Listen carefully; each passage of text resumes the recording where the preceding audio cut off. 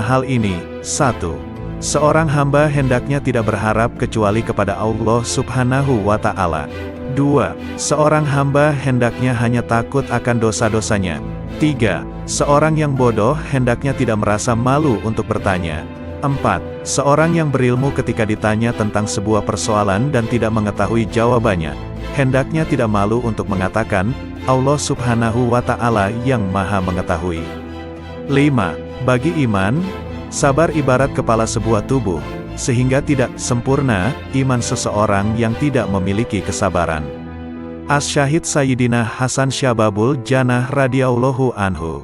Tinggalkan apa yang meragukan hatimu, beralihan kepada sesuatu yang tidak meragukan hatimu, karena sesungguhnya kebenaran itu membawa ketenangan di dalam hati. Manusia celaka karena 3 hal, sombong, rakus dan dengki. Sombong adalah penyebab rusaknya agama dan karena sifat inilah iblis mendapat laknat. Rakus adalah musuh bagi hati manusia dan karena sifat inilah Nabi Adam dikeluarkan dari surga. Dengki adalah menuju kejahatan dan karena sifat inilah Kabil membunuh Habil. Asy-Syahid Sayyidina Husain Syababul Jannah radhiyallahu anhu. Bila mana dunia dianggap sesuatu yang sangat berharga, maka sesungguhnya pahala Allah Subhanahu wa Ta'ala adalah lebih berharga dan lebih mulia. Bila mana tubuh ini dirawat hanya untuk menyambut kematian, maka terbunuhnya seseorang dengan pedang di jalan Allah Subhanahu wa Ta'ala lebih utama. Bila mana rizki yang sudah ditentukan, maka sedikitnya keserakahan seseorang dalam berusaha adalah lebih baik.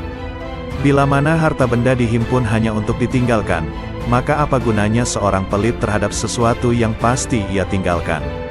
Sabar adalah mahkota, kesetiaan adalah harga diri, memberi adalah kenikmatan, banyak bicara adalah membual, omong kosong, tergesa-gesa adalah kebodohan, kebodohan adalah aib, berlebih-lebihan, dalam berkata, adalah omong kosong, berteman dengan orang yang ahli berbuat hina adalah kejahatan dan berteman dengan ahli kefasikan adalah pusat prasangka buruk.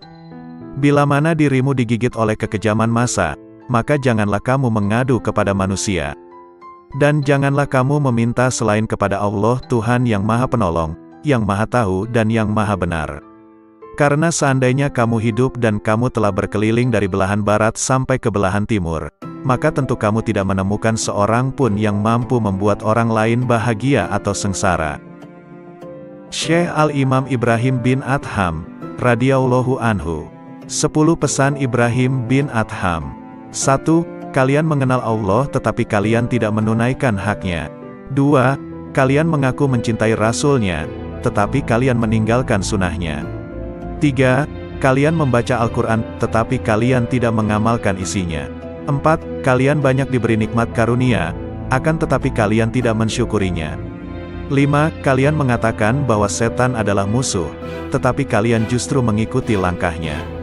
6. Kalian mengaku bahwa surga adalah benar adanya, namun kalian tidak melakukan amalan-amalan yang mengantar ke sana. 7. Kalian mengaku bahwa neraka adalah benar adanya, tetapi kalian tidak lari dari panas siksanya. 8. Kalian mengaku bahwa kematian benar adanya, namun kalian tidak mempersiapkan diri ke sana. 9. Kalian sibuk mengurusi kekurangan orang lain, tetapi kalian lupa akan kekurangan diri sendiri. 10. Kalian menguburkan jenazah, akan tetapi tidak mau mengambil pelajaran dari peristiwa kematian. Ada 7 perkara yang perlu diingat. 1. Orang yang banyak bicara janganlah kamu harapkan sangat kesadaran hatinya. 2. Orang yang banyak makan janganlah kamu harapkan sangat kata-kata hikmat darinya. 3. Orang yang banyak bergaul dengan manusia janganlah kamu harapkan sangat kemanisan ibadahnya. 4.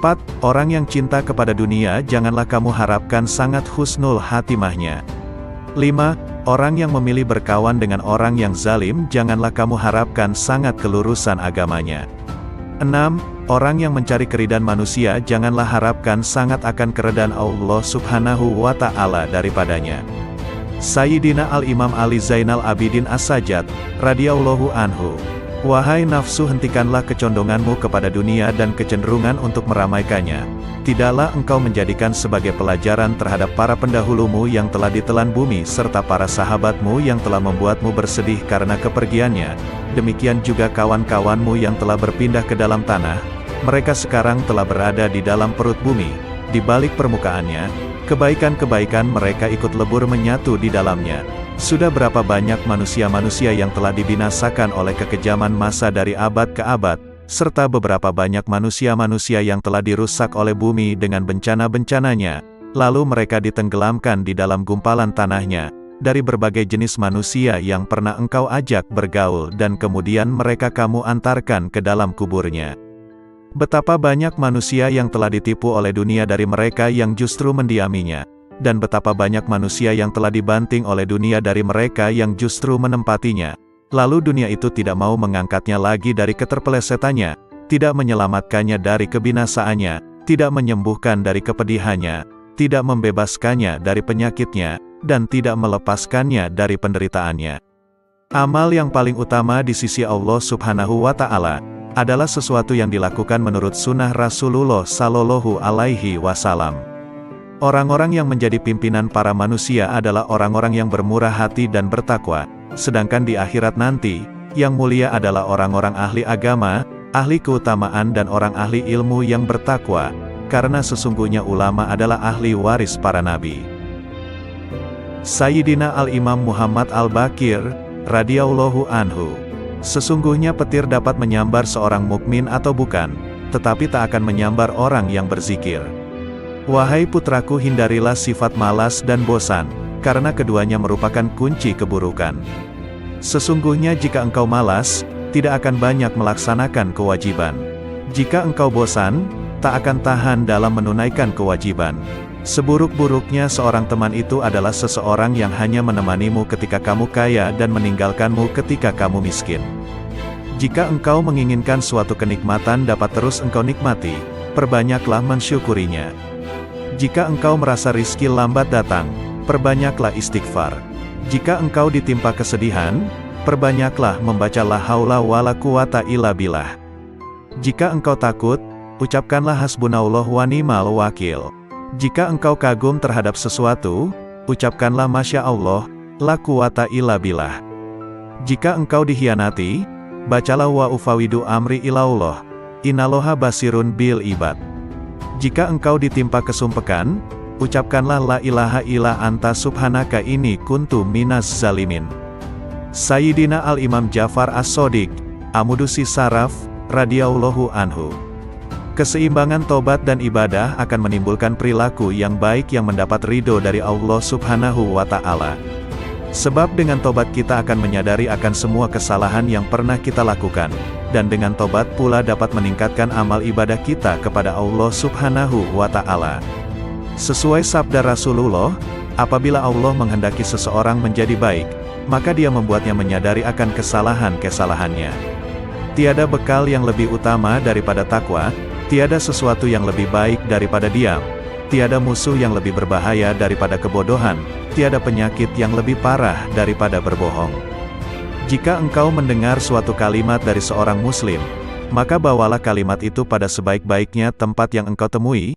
Jika engkau tidak mampu untuk mendapatkan wadah tempat kalimat tersebut, maka celalah dirimu sendiri. Barang siapa yang menjaga hatinya dari kelalaian berzikir, melindungi dirinya dari jerat syahwat, serta menjaga akalnya dari penyimpangan, dia akan dikelompokkan ke dalam golongan mereka yang hidup hatinya. Kemudian bagi mereka yang menjaga diri dari memanfaatkan ilmu pengetahuan yang dimilikinya untuk kepentingan pribadi, yang memelihara keimanannya dari bid'ah-bid'ah yang merusak, serta memelihara hartanya dari sesuatu yang haram, maka dirinya akan dikelompokkan ke dalam golongan orang-orang yang soleh. Jika engkau menjumpai sesuatu yang tidak engkau sukai dari perbuatan saudaramu, maka carilah satu, atau bahkan sampai 70 alasan, untuk membenarkan perbuatan saudaramu itu. Jika engkau masih belum mendapatkannya, maka katakanlah, semoga ia mempunyai alasan tertentu, kenapa berbuat demikian, yang aku tidak mengetahuinya. Duhai anakku, barang siapa membuka aib orang lain, maka aib keturunannya akan tersingkap. Barang siapa menghunus pedang seorang yang bengis, maka dia akan terbunuh darinya.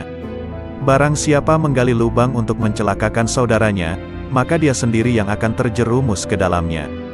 Barang siapa memasuki tempat-tempat yang biasa dikunjungi orang-orang bodoh, maka dia akan direndahkan. Barang siapa bergaul dengan ulama, dia akan dimuliakan. Dan barang siapa memasuki tempat-tempat kemaksiatan, maka dia akan dituduh berbuat maksiat. Imam Hasan Basri, radhiyallahu anhu, hidup di dunia bagaikan ular berbisa yang lembut sentuhannya dan racunnya akan mematikan. Berhati-hatilah hidup di dunia yang penuh pesona, rayuan dan godaan. Engkau tidak akan memperoleh hakikat iman selama engkau mencela seseorang dengan sebuah aib yang ada pada dirimu sendiri. Perbaikilah aibmu, baru kemudian engkau perbaiki orang lain.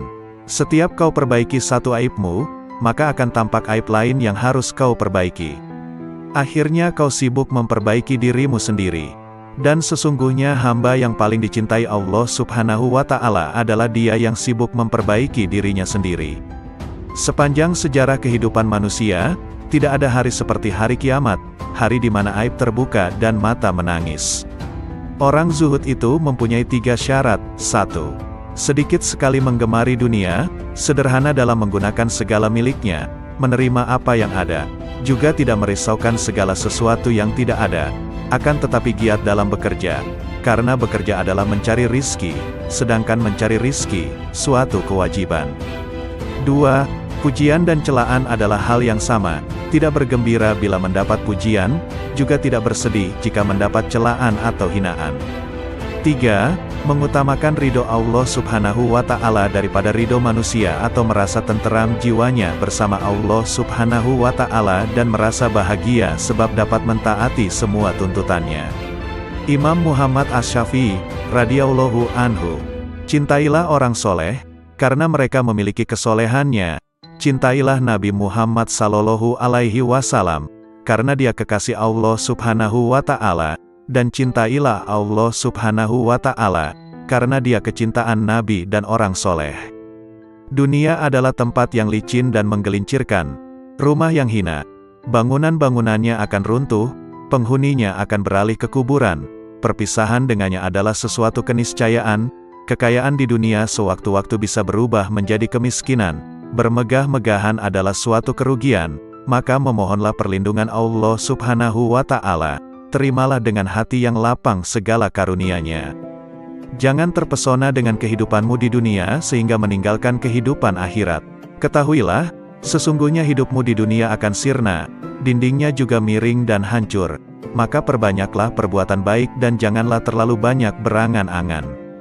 Menganggap benar dengan hanya satu pandangan merupakan suatu bentuk ketertipuan. Berpegangan dengan suatu pendapat itu lebih selamat daripada berkelebihan dan penyesalan. Melihat dan berpikir, keduanya akan menyingkap keteguhan hati dan kecerdasan. Bermusyawarah dengan orang bijak merupakan bentuk kemantapan jiwa dan kekuatan mata hati. Ketahuilah bahwa orang yang jujur kepada Allah Subhanahu wa Ta'ala, ia akan selamat.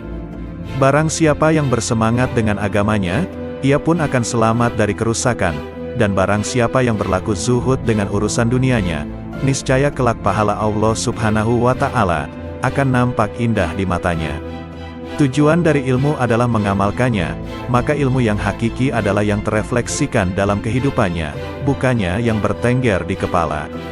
Jika engkau melihat seseorang berjalan di atas air dan bisa terbang di udara, maka janganlah kehebatan itu menjadikan kalian lengah dan terheran-heran kepadanya sampai kamu mengetahui secara persis atas apa yang dikerjakannya itu berlandaskan pada Al-Quran dan As-Sunnah. Jika rasa ujub menghinggapi aktivitasmu, maka lihatlah keridhaan siapa yang kau harapkan, pahala mana yang kau suka, sanksi mana yang kau benci. Maka jika engkau memikirkan satu di antara kedua hal ini, niscaya akan hadir di depan matamu apa yang sudah kamu lakukan. Bid'ah itu terbagi menjadi 2 macam, segala sesuatu yang baru dan tidak sejalan dengan Al-Quran, Sunnah, Atsar, Ijma itu merupakan bid'ah dalalah, bid'ah yang sesat. Sementara jika sesuatu yang baru itu tidak berseberangan dengan Al-Quran, hadis, Atsar dan Ijma maka sesuatu yang baru itu disebut bid'ah hasanah, bid'ah yang baik. Barang siapa yang dipancing untuk marah, namun ia tidak marah, maka dia tak ubahnya keledai, dan barang siapa yang diminta keridoannya namun tidak ridho, maka dia adalah syaitan. Tawadu adalah perkara yang sangat diidam-idamkan. Orang yang paling tinggi kedudukannya adalah mereka yang tidak melihat kedudukannya sendiri. Akan tetapi tawadu di hadapan orang yang tidak bisa menghargai orang lain merupakan bentuk kezaliman terhadap diri sendiri. Dasar ilmu adalah kemantapan dan buahnya adalah keselamatan. Dasar wara, menjaga diri dari sesuatu yang meragukan, adalah qanaah, menerima karunia Allah Subhanahu wa Ta'ala dengan dada yang lapang, dan buahnya adalah ketenangan batin. Dasar kesabaran adalah keteguhan hati dan buahnya adalah kemenangan. Dasar suatu aktivitas adalah taufik, pertolongan Allah Subhanahu wa Ta'ala, dan buahnya adalah kesuksesan. Dasar tujuan akhir dari segala perkara adalah sidik, benar. Di antara orang yang tidak mempunyai harga diri adalah mereka yang dengan mudahnya memberitahukan usianya kepada orang lain. Karena kalau usianya lebih muda, tentu mereka akan menganggapnya rendah, dan jika usianya lebih tua, tentu mereka akan beranggapan bahwa ia sudah pikun. Siapa yang merasa bahwa dalam dirinya terkumpul dua cinta, cinta dunia dan cinta kepada penciptanya, maka ia telah berdusta. Jika kalian melihat kitab yang di dalamnya ada catatan tambahan dan perbaikan, maka lihatlah kebenaran yang ada di dalamnya. Terimalah dariku 3 hal. 1. Jangan berbicara panjang lebar tentang sesuatu yang tidak baik perihal sahabat Rasulullah Sallallahu Alaihi Wasallam, karena kelak Rasulullah Sallallahu Alaihi Wasallam nantinya yang akan menjadi seterumu. 2. Janganlah kamu sibukkan dirimu dengan ilmu kalam. Sesungguhnya aku telah melakukan kajian dengan ahli ilmu kalam dan mereka telah melakukan taktil, meniadakan sifat Allah Subhanahu wa Ta'ala. 3. Dan janganlah menyibukkan dirimu dalam nujum, ramalan dengan bintang. Sayyidina Al-Imam Qutbil Rabbani Syekh Abdul Qadir Al-Jailani, radhiyallahu anhu. Hai orang-orang yang lalai, secara terang-terangan engkau menentang Allah Subhanahu wa Ta'ala yang maha benar dengan bermaksiat kepadanya tetapi merasa aman dari siksanya. Ketahuilah tak lama lagi rasa aman itu akan berubah menjadi ketakutan, masa luangmu menjadi kesempitan, kesehatanmu menjadi sakit, kemuliaanmu menjadi kehinaan, kedudukanmu menjadi rendah, kekayaanmu menjadi kemiskinan. Ketahuilah, rasa aman dari siksa Allah Subhanahu wa Ta'ala Azza wa Jalla yang akan kau peroleh di hari kiamat sesuai dengan rasa takutmu kepadanya di dunia ini. Sebaliknya, ketakutanmu di hari kiamat sesuai rasa amanmu dari siksa Allah di dunia. Sayangnya, engkau tenggelam di dunia dan terperosok ke lembah kelalaian, sehingga cara hidupmu seperti hewan. Yang kalian ketahui hanya makan, minum, menikah dan tidur. Keadaan kalian ini tampak nyata bagi orang-orang yang berhati suci. Rasa rakus terhadap dunia, keinginan untuk mencari dan menumpuk-numpuk harta telah memalingkan kalian dari jalan Allah dan pintunya. Hai yang ternoda karena ketamakannya, andai kata kau bersama penghuni bumi bersatu untuk mendatangkan sesuatu yang bukan bagianmu, maka kalian semua tidak akan mampu mendatangkannya. Oleh karena itu tinggalkanlah rasa tamak untuk mencari sesuatu, rezeki, yang telah ditetapkan untukmu, maupun yang tidak ditetapkan untukmu. Apakah pantas bagi seorang yang berakal untuk menghabiskan waktunya memikirkan sesuatu yang telah selesai pembagiannya? Tabir penutup kalbumu tak akan tersibak selama engkau belum lepas dari alam ciptaan, tidak berpaling darinya dalam keadaan hidup selama hawa nafsumu belum pupus, selama engkau melepaskan diri dari kemaujudan dunia dan akhirat, selama jiwamu belum bersatu dengan kehendak Allah Subhanahu wa Ta'ala dan cahayanya. Jika jiwamu bersatu dengan kehendak Allah Subhanahu wa Ta'ala dan mencapai kedekatan dengannya lewat pertolongannya, makna hakiki bersatu dengan Allah Subhanahu wa Ta'ala ialah berlepas diri dari makhluk dan kedirian, serta sesuai dengan kehendaknya tanpa gerakmu, yang ada hanya kehendaknya. Inilah keadaan fana dirimu, dan dalam keadaan itulah engkau bersatu dengannya, bukan bersatu dengan ciptaannya. Sesuai firman Allah Subhanahu wa Ta'ala, tak ada sesuatu pun yang serupa dengannya, dan dialah yang maha mendengar dan maha melihat. Anakku, pertama-tama nasihatilah dirimu, kemudian nasihatilah orang lain. Perhatikanlah dirimu, jangan mengurusi orang lain. Jangan mengurusi orang lain selama dalam dirimu masih ada sesuatu yang harus diperbaiki. Sungguh celaka, engkau mengetahui cara menyelamatkan orang lain. Engkau buta, bagaimana dapat menuntun orang lain? Hanya yang memiliki penglihatan tajamlah yang mampu menuntun umat manusia. Hanya orang yang mengenal Allah Subhanahu wa Ta'ala lah yang dapat mengembalikan manusia ke jalannya. Seseorang yang tidak mengenalnya, bagaimana dapat menuntun umat manusia ke jalannya? Kalian menghadiri majelis ilmu hanya untuk mencari jalan keluar bagi permasalahan duniawi kalian, bukan untuk mengobati penyakit hati. Kalian tidak mendengarkan nasihat para penceramah, tetapi meneliti kesalahan mereka, kemudian menghina dan menertawakannya. Kalian juga bermain-main dalam majelis. Sesungguhnya kalian sedang mempertaruhkan diri kepada Allah Subhanahu wa Ta'ala yang Maha Agung dan Maha Mulia. Segeralah bertobat, jangan mencontoh musuh-musuh Allah Subhanahu wa Ta'ala. Berusahalah untuk mengambil manfaat dari apa yang kalian dengar. Syekh Imam Al-Ghazali, radhiyallahu anhu. Renungkanlah pendeknya umurmu. Andai kata engkau berumur 100 tahun sekalipun, maka umurmu itu pendek jika dibandingkan dengan masa hidupmu kelak di akhirat yang abadi, selama-lamanya. Coba renungkan agar dapat beristirahat pensiun selama 20 tahun. Dalam 1 bulan atau setahun engkau sanggup menanggung berbagai beban berat dan kehinaan di dalam mencari dunia. Tetapi mengapa engkau tidak sanggup menanggung beban ibadah selama beberapa hari demi mengharapkan kebahagiaan abadi di akhirat nanti? Jangan panjang angan-angan, engkau nanti akan berat untuk beramal. Yakinilah bahwa tak lama lagi engkau akan mati. Katakan dalam hatimu, pagi ini aku akan beribadah meskipun berat. Siapa tahu nanti malam aku mati. Malam ini aku akan sabar beribadah.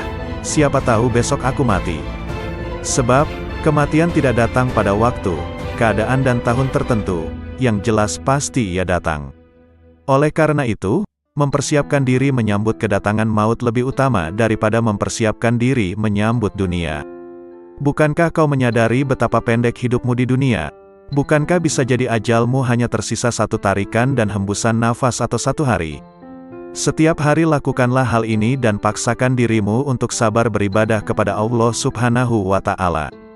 Andai kata engkau ditakdirkan untuk hidup selama 50 tahun dan kau biasakan dirimu untuk sabar beribadah, nafsumu akan tetap berontak, tetapi ketika maut menjemput kau akan berbahagia selama-lamanya. Tetapi, ketika engkau tunda-tunda dirimu untuk beramal, dan kematian datang di waktu yang tidak kau perkirakan.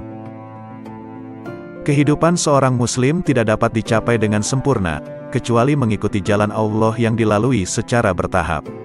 Tahapan-tahapan itu antara lain, tobat, sabar, fakir, zuhud, tawakal, cinta, makrifat dan ridha. Karena itu seseorang yang mempelajari tasawuf wajib mendidik jiwa dan akhlaknya. Sementara itu, hati adalah cermin yang sanggup menangkap makrifat. Dan kesanggupan itu terletak pada hati yang suci dan jernih. Berbicara tentang nasihat, kulihat diriku tak pantas untuk memberikannya. Sebab, nasihat seperti zakat, nisyabnya adalah kemampuan untuk memetik nasihat itu bagi dirinya sendiri. Seseorang yang belum mencapai nisyab, bagaimana ia akan mengeluarkan zakat? Dan seorang yang tak memiliki cahaya, bagaimana dapat dijadikan sebagai alat penerang oleh orang lain? Bagaimana bayangan akan lurus jika kayunya bengkok? Allah Subhanahu wa Ta'ala mewahyukan kepada Isa bin Maryam alaihi salam, nasihatilah dirimu, jika kau mampu memetik nasihat, maka nasihatilah orang lain. Jika tidak, maka malulah kepadaku, barang siapa hendak mengetahui aib-aibnya, maka ia dapat menempuh 4 jalan berikut. 1. Duduk di hadapan seorang guru yang mampu mengetahui keburukan hati dan berbagai bahaya yang tersembunyi di dalamnya. Kemudian ia memasrahkan dirinya kepada sang guru dan mengikuti petunjuknya dalam bermujahadah membersihkan aib itu. Ini adalah keadaan seorang murid dengan syekhnya dan seorang pelajar dengan gurunya.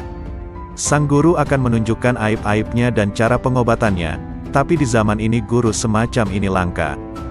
2. Mencari seorang teman yang jujur, memiliki basiroh, mata hati yang tajam, dan berpegangan pada agama. Ia kemudian menjadikan temannya itu sebagai pengawas yang mengamati keadaan, perbuatan, serta semua aib batin dan zohirnya, sehingga ia dapat memperingatkannya. Demikian inilah yang dahulu dilakukan oleh orang-orang cerdik, orang-orang terkemuka dan para pemimpin agama. 3. Berusaha mengetahui aib dari ucapan musuh-musuhnya. Sebab pandangan yang penuh kebencian akan berusaha menyingkapkan keburukan seseorang. Bisa jadi manfaat yang diperoleh seseorang dari musuh yang sangat membencinya dan suka mencari-cari kesalahannya adalah lebih banyak dari teman yang suka bermanis muka, memuji dan menyembunyikan aib-aibnya. Namun, sudah menjadi watak manusia untuk mendustakan ucapan musuh-musuhnya dan menganggapnya sebagai ungkapan kedengkian. Tetapi, orang yang memiliki mata hati jernih mampu memetik pelajaran dari berbagai keburukan dirinya yang disebutkan oleh musuhnya. 4. Bergaul dengan masyarakat. Setiap kali melihat perilaku tercela seseorang, maka ia segera menuduh dirinya sendiri juga memiliki sifat tercela itu. Kemudian ia tuntut dirinya untuk segera meninggalkannya. Sebab, seorang mukmin adalah cermin bagi mukmin lainnya. Ketika melihat aib orang lain ia akan melihat aib-aibnya sendiri.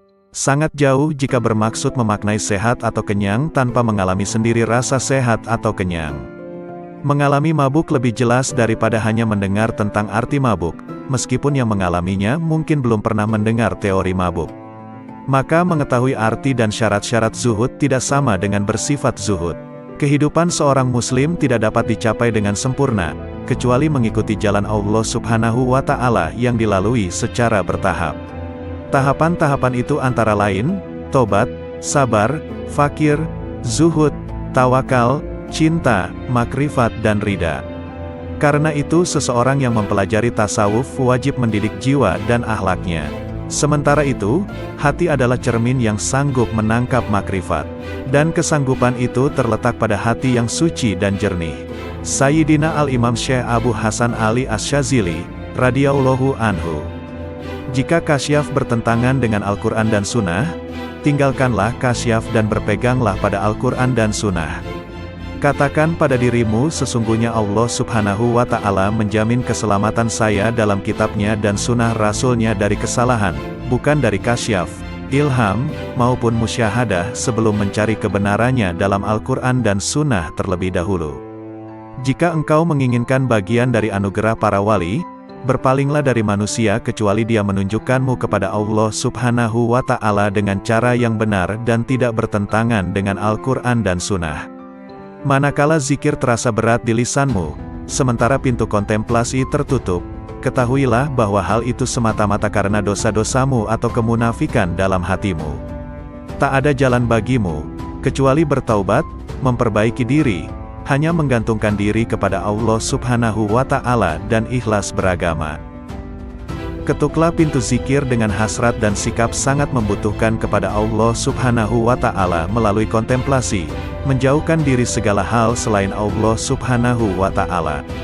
Lakukanlah dengan menjaga rahasia batin, agar jauh dari bisikan nafsu dalam seluruh nafas dan jiwa, sehingga kalian memiliki kekayaan rohani. Tuntaskan lisanmu dengan berzikir, hatimu untuk tafakur dan tubuhmu untuk menuruti perintahnya. Dengan demikian, kalian bisa tergolong orang-orang soleh. Sayyidina Al-Imam Muhammad Maula Ad-Dawilai radhiyallahu anhu. Sesungguhnya aku tidak takut miskin, sebab yakin bahwa karunia Allah lebih dekat dari yang di tanganku. Sesungguhnya aku tidak membenci kematian, sebab yang membenci kematian berarti membenci bertemu dengan Allah Subhanahu wa Ta'ala. Aku tidak pernah membenci tamu, meskipun tidak memiliki sesuatu yang dapat aku hidangkan. Syekh Abdurrahman Assegaf berkata, bila mana ayahku sedang membaca satu ayat Al-Quran, maka lidah beliau seolah-olah menjadi bara. Dan tak lama kemudian akan terlihat bibir beliau terbakar, karena dahsyatnya rasa khauf beliau kepada Allah Subhanahu wa Ta'ala. Dan ayahandaku pernah berkata kepadaku, kalau sekiranya lidahku berada di luar badanku ketika aku sedang membaca ayat Al-Quran niscaya akan aku bakar lidahku dengan tanganku sendiri sebagai peringatan bagi diriku sendiri agar bertakwa kepada Allah Subhanahu wa Ta'ala. Sayyidina Al-Imam Al-Quds Syekh Abdurrahman As-Segaf, radhiyallahu anhu. Al-Muqaddam Ats-Tsani li As-Sa'adati Ba'alawi. Semua manusia membutuhkan ilmu, ilmu membutuhkan amal, amal membutuhkan akal. Akal membutuhkan taufik dan taufik adalah pemberian Allah Subhanahu wa Ta'ala. Setiap ilmu tanpa amal, maka batil. Setiap ilmu dan amal tanpa niat, maka tiada bernilai. Setiap ilmu, amal dan niat tanpa sesuai dengan sunnah, maka tertolak. Setiap ilmu, amal, niat dan sesuai sunnah, tanpa wara, maka suatu kerugian. Dikhawatirkan pelakunya akan kehilangan semuanya di saat hari ditimbangnya amal. Janganlah engkau beranggapan bahwa amalan-amalan lahirmu itu bernilai. Sedikit dari amalan batin lebih baik dari lautan amalan lahir. Obatnya hati adalah tidak tergantung pada makhluk. Barang siapa yang tidak mempunyai wirid, maka ia seperti monyet. Barang siapa yang tidak menelaah dan mempelajari kitab Ihya, maka ia tidak punya rasa malu. Al-Imam Muhyin Nufus Al-Habib Abdullah Al-Aidrus Akhbar, radhiyallahu anhu. Di antara waktu yang bernilai tinggi, merupakan pembuka pembendaharaan ilahi, di antara zuhur dan asyar, maghrib dan isya dan tengah malam terakhir sampai ba'da subuh.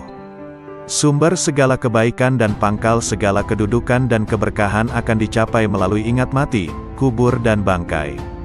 Keridhaan Allah Subhanahu wa Ta'ala dan Rasul-Nya terletak pada mutalaah, mempelajari dan memperdalam Al-Quran dan hadis serta kitab-kitab agama Islam.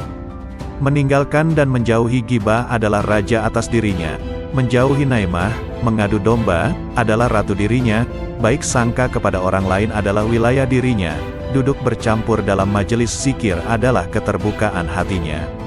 Peraslah jasadmu dengan mujahadah, memerangi hawa nafsu dunia, sehingga keluar minyak kemurnian. Barang siapa yang menginginkan keridhaan Allah, hendaklah mendekatkan diri kepada Allah Subhanahu wa Ta'ala, karena keajaiban dan kelembutan Allah terdapat pada akhir malam. Jangan kau abaikan sedekah pada setiap hari sekalipun sekecil atom.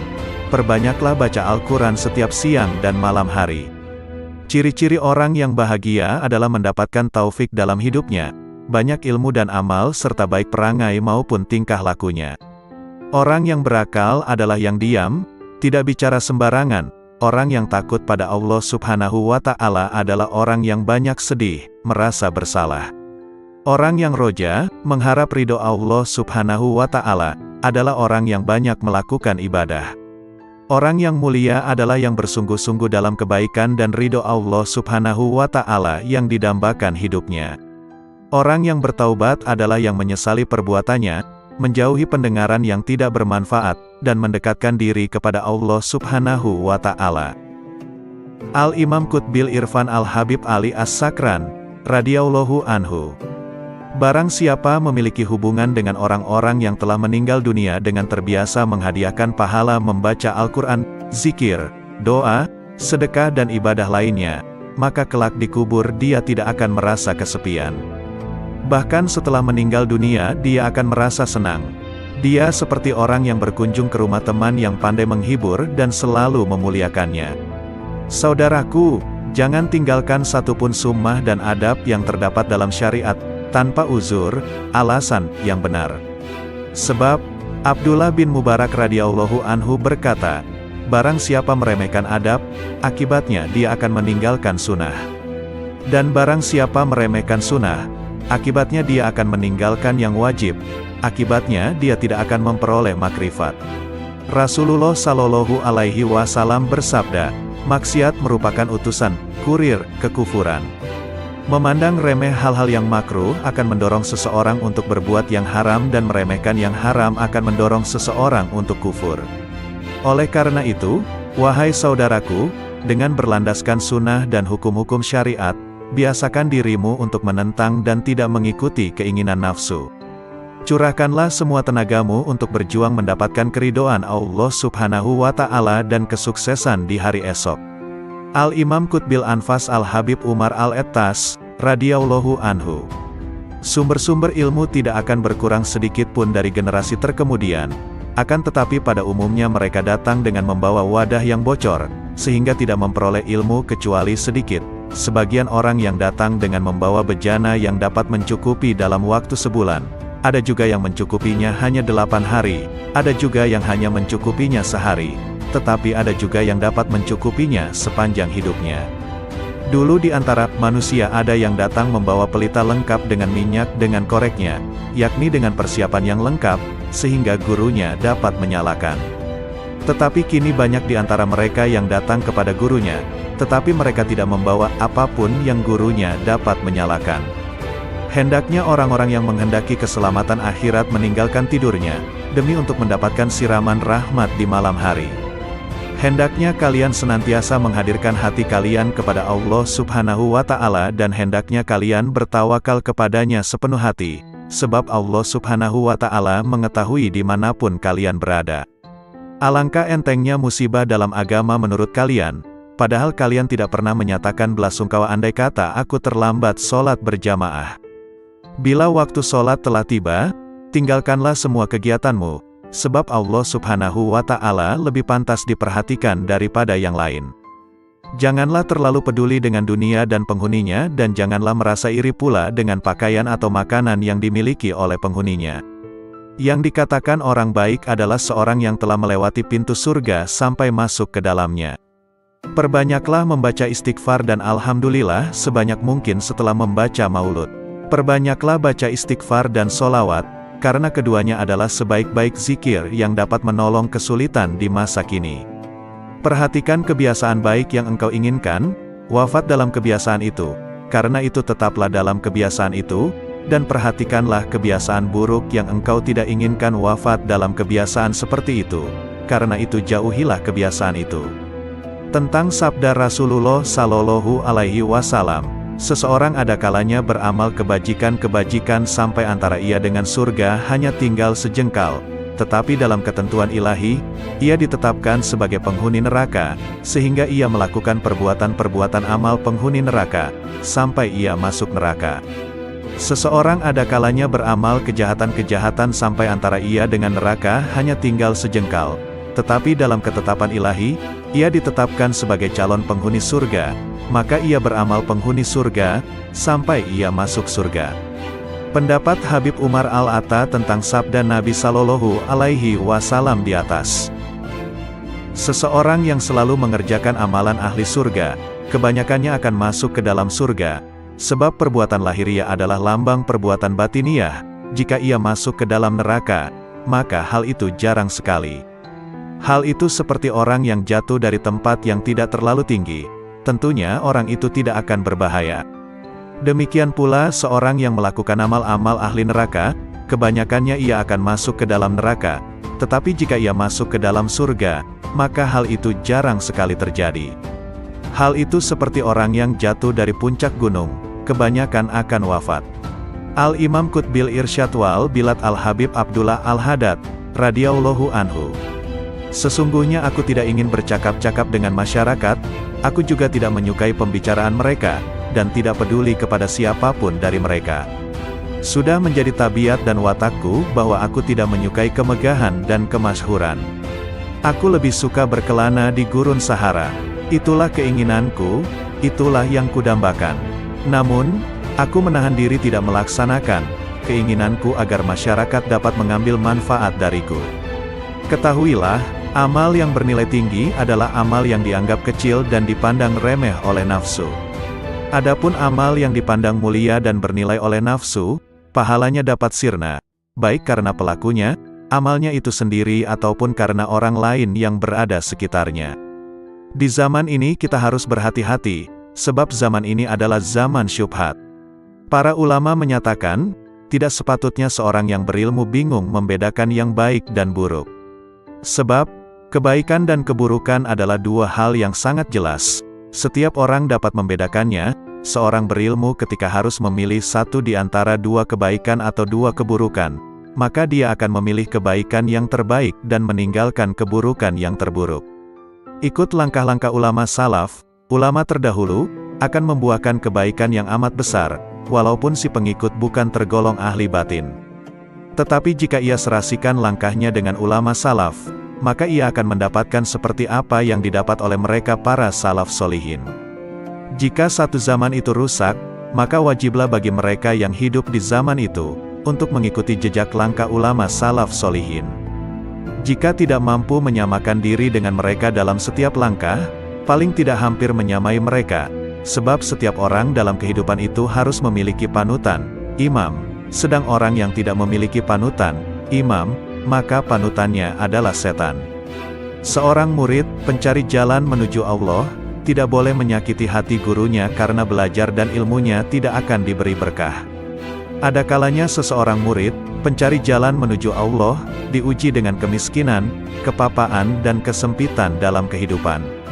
Maka hendaknya ia bersyukur kepada Allah Subhanahu wa Ta'ala, disebabkan dengan hal tersebut di atas dan harus beranggapan berprasangka bahwa takdir kehendak Allah menjadikan Anda miskin, papa dan susah serta sempit sebagai sebesar-besarnya kenikmatan karena dunia adalah musuh Allah. Anda harus bersyukur, maka Allah akan mengangkat derajatnya sama dengan para nabinya, para auliyanya dan hamba-hamba yang soleh. Ketahuilah bahwa rizki itu telah ditentukan dan telah dibagikan oleh Allah Subhanahu wa Ta'ala. Di antara hamba-hambanya ada yang diluaskan rezekinya dan dilapangkan kehidupannya, dan dikurangkan rizkinya menurut kebijaksanaannya. Bersifatlah qanaah, cukup, atas apa yang ditentukan Allah bagimu. Awas dan waspadalah dengan panjang angan-angan dan harapan tentang kehidupan di dunia, karena dunia akan menariknya untuk mencintai dunia, dan Anda akan terikat dengannya sehingga sukar untuk beribadat dan mengasingkan diri untuk menuju jalan akhirat. Aku tidak pernah melihat ada yang benar-benar memberi, selain Allah Subhanahu wa Ta'ala. Jika ada seseorang memberiku sesuatu, kebaikannya itu tidak meninggikan kedudukannya di sisiku, karena aku menganggap orang itu hanyalah perantara saja. Awas, jangan sekali-kali Anda mentaati syaikh, guru, itu hanya lahiriah semata, karena ketahuilah bahwa syaikh itu dapat melihat ketaatanmu padanya. Di belakangnya Anda membantah dan mendurhakai karena sangkaanmu, Anda sangka Allah tidak tahu kelakuanmu, sedangkan syekhmu itu dekat dengannya. Kalau Anda begitu akan mendapatkan kecelakaan, kesempitan dan kebinasaan. Bukankah Allah berjanji kepada barang siapa aku cintai maka penglihatannya adalah penglihatanku, pendengarannya adalah pendengaranku, mulutnya adalah mulutku, tangannya adalah tanganku dan kakinya adalah kakiku. Barang siapa memusuhinya atau menyakitinya, maka aku dan para malaikatku mengumandangkan perang terhadap dirinya. Persahabatan, pertemanan dan pergaulan memiliki pengaruh yang sangat kuat untuk membuat seseorang menjadi baik maupun buruk. Persahabatan dan pergaulan dengan orang-orang soleh dan berbudi membawa manfaat, sedangkan persahabatan dan pertemanan dengan orang-orang fasik dan durhaka membawa bahaya. Hanya saja manfaat persahabatan dengan orang soleh atau bahaya pergaulan dengan pendurhaka tersebut terkadang tidak tampak secara langsung, akan tetapi secara bertahap dan setelah berlangsung lama. Secara umum, pada awalnya kebaikan itu berat untuk dilakukan, tetapi akhirnya penuh dengan kenikmatan. Orang yang berbuat baik ibarat seorang pendaki gunung terjal. Ia tidak akan merasa tenang sebelum sampai ke puncaknya. Sedangkan keburukan awalnya manis dan akhirnya kelak berat. Orang yang melakukan perbuatan buruk adalah ibarat seorang yang jatuh dari puncak gunung atau atap sebuah rumah. Ia baru akan merasa kesakitan setelah mendarat di tanah. Tuntutlah ilmu dari orang-orang yang benar-benar mewarisi ilmu dari Rasulullah Shallallahu Alaihi Wasallam, yang sanad isnadnya, silsilah ilmunya sampai kepada Rasulullah. Para orang soleh itu setelah wafat hanya hilang jasadnya saja, pada hakikatnya masih hidup seperti sedia kala, malah tambah tajam pandangan basirohnya dan makin kuat tawajuhnya, menghadap kepada Allah Subhanahu wa Ta'ala. Al-Imam Syekh Abu Bakar bin Salim, radhiyallahu anhu. Orang yang bahagia adalah orang yang disenangkan oleh Allah tanpa alasan tertentu, dan orang yang sengsara adalah orang yang disengsarakan Allah tanpa sebab tertentu. Demikianlah menurut ilmu hakikat. Sedangkan menurut ilmu syariat, orang yang bahagia adalah orang yang oleh Allah diberi kesenangan dengan melakukan berbagai amal saleh, dan orang yang disengsarakan oleh Allah dengan meninggalkan amal-amal saleh dan melanggar syariat agama. Orang yang sengsara adalah orang yang mengikuti hawa nafsunya. Barang siapa mengenal dirinya, ia tidak akan melihat selain Allah Subhanahu wa Ta'ala. Barang siapa tidak mengenal dirinya, ia tidak akan melihat Allah Subhanahu wa Ta'ala. Barang siapa tidak memelihara waktunya, ia tidak akan selamat dari bencana. Dalam qanaah terdapat ketenteraman dan keselamatan, dalam tamak terdapat kehinaan dan penyesalan. Orang yang arif melihat aib-aib dirinya, sedang orang yang lalai melihat aib-aib orang lain. Dan orang yang bahagia adalah orang yang melawan hawa nafsunya, berpaling dari alam untuk menghadap kepada penciptanya, dan melewatkan waktu-waktu pagi dan sore dengan meneladani sunnah nabinya. Kesuksesanmu adalah ketika kamu membenci nafsumu dan kehancuranmu adalah saat kamu meridainya. Karena itu, bencilah nafsumu dan jangan meridainya. Niscaya kamu akan berhasil meraih segala cita-citamu, insya Allah. Berprasangka baiklah kepada sesama hamba Allah, sebab buruk sangka timbul karena tiadanya taufik. Ridalah selalu pada qada, bersikap sabarlah, walaupun musibah yang kamu alami teramat besar. Firman Allah, sesungguhnya hanya orang-orang yang bersabarlah yang akan dibalas dengan pahala tanpa batas. Az-Zumar, ayat 10. Ketahuilah oleh kalian, sesungguhnya Allah Subhanahu wa Ta'ala bertajalli, mengagungkan dirinya, di hati para kekasihnya, para kaum arifin, karena mereka menghapus selainnya di hati mereka dan mereka menghilangkan selain Allah Subhanahu wa Ta'ala dalam pandangan mereka terhadap semesta dan pada setiap kejadiannya bahwa semuanya adalah semata-mata ciptaan Allah Subhanahu wa Ta'ala, dan mereka melalui siang, pagi serta sore hari selalu dalam keadaan taat kepadanya. Mereka selalu beribadat serta berharap dan takut kepadanya, serta selalu ruku dan bersujud kepadanya. Mereka selalu dalam keadaan bahagia dan gembira serta ridho dengan segala ketentuan qada dan qadar yang telah ditentukan Allah Subhanahu wa Ta'ala atas mereka. Berkata Nabi Ayub alaihi salam, "Mana aku hendak memilih di antara dua perkara, maka aku akan memilih perkara yang ada ridho Allah Subhanahu wa Ta'ala di dalamnya karena hanya hal itulah yang mendatangkan kemaslahatan bagiku." Berkata kaum arifin, "Kalau sekiranya kedua mataku melihat selain Allah, maka akan kubutakan. Kalau sekiranya kedua telingaku mendengar selain Allah, maka akan kutulikan. Dan bila mana lidahku berkata yang tidak diperintahkan Allah, maka akan kupotong." Sedikit amal dari hati menyamai amal seluruh manusia dan jin. Sesungguhnya bala yang menimpamu pada saat lupamu, bila engkau menyadarinya adalah merupakan jalanmu untuk kembali mengenal Allah Subhanahu wa Ta'ala dan kembali mendekatkan dirimu kepadanya pada saat engkau meminta bala tersebut dihilangkannya, dan bala sesungguhnya adalah bila mana engkau melupakan Allah Subhanahu wa Ta'ala dan engkau lupa bahwa dirimu selalu fakir kepadanya. Beristiqomahlah kalian dalam setiap amal, karena para ahli kasyaf sekalipun semua bermohon kepada Allah Subhanahu wa Ta'ala agar mereka diberikan kekuatan dalam beristiqomah agar mereka tidak jatuh dalam keadaan terhijab darinya.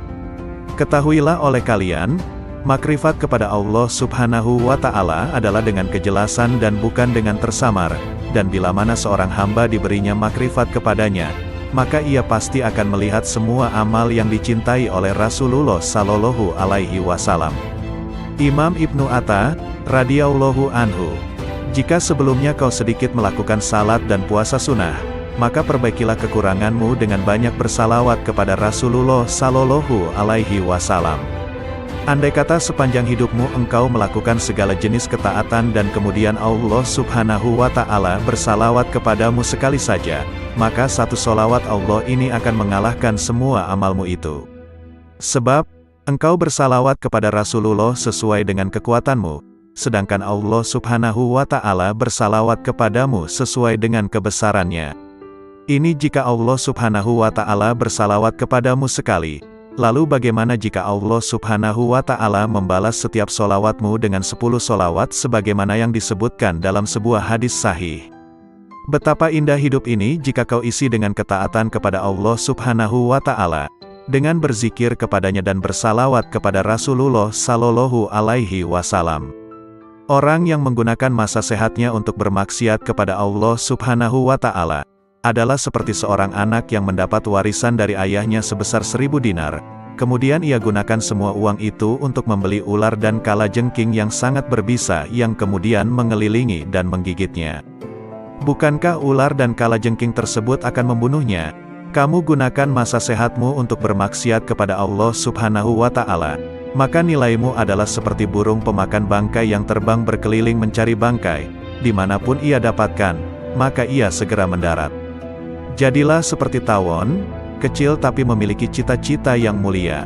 Ia hisap wewangian dan ia produksi madu yang enak. Engkau telah terlalu lama bergelimang kemaksiatan, kini terjunlah ke dalam hal-hal yang dicintai Allah Subhanahu wa Ta'ala. Telah kujelaskan hakikat permasalahan ini kepadamu, tetapi orang yang lalai tidak akan sadar meskipun memperoleh berbagai rencana. Sebab wanita yang kurang waras akalnya ketika putranya mati, ia justru tertawa. Begitu pula dirimu, engkau tinggalkan sholat malam, puasa sunnah dan berbagai amal soleh lain yang dapat kau kerjakan dengan seluruh anggota tubuhmu, tetapi tidak sedikit pun engkau merasa sakit. Kelalaian telah membunuh hatimu. Orang hidup akan merasa sakit ketika tertusuk jarum, akan tetapi, sesosok mayat tidak akan merasa sakit meskipun tubuhnya dipotong-potong dengan sebilah pedang. Saat ini hatimu sedang mati, karena itu duduklah di majelis yang penuh hikmah, sebab di dalamnya terdapat hembusan karunia dari surga. Hembusan karunia itu dapat engkau temukan di rumahmu, di perjalananmu. Jangan tinggalkan majelis ilmu, andai kata dirimu masih melakukan banyak maksiat. Jangan berkata, apa manfaatnya aku datang ke majelis ilmu, sedangkan aku senantiasa bermaksiat dan tidak mampu meninggalkannya. Akan tetapi, lepaskanlah busur panahmu selalu. Jika hari ini tidak tepat sasaran, bisa jadi besok tepat sasaran. Engkau hendaknya berpikir untuk melakukan amal sebaik mungkin, bukan sebanyak mungkin. Banyak amal jika tidak dilakukan dengan baik adalah seperti pakaian yang banyak jumlahnya, tetapi harganya murah harganya. Sedangkan sedikit amal tetapi berkualitas, dikerjakan dengan baik, adalah seperti sedikit pakaian tetapi mahal harganya. Amal yang berkualitas, dikerjakan dengan baik, adalah seperti sebuah intan berlian, kecil bentuknya tetapi mahal harganya. Orang yang menjadikan hatinya selalu ingat kepada Allah Subhanahu wa Ta'ala dan berjuang